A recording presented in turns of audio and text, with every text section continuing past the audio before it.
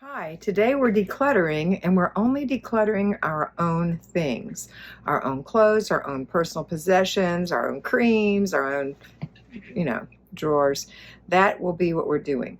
We're not going to declutter our husband's things or our spouse's things. We're not going to declutter our older children's things. And by older, I mean older teenagers.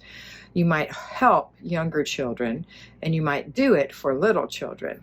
And of course, you're going to declutter household things, things that everyone uses, like kitchen things. But do not declutter for anyone else who's an adult or close to being an adult in your home. It's rude. It's their things.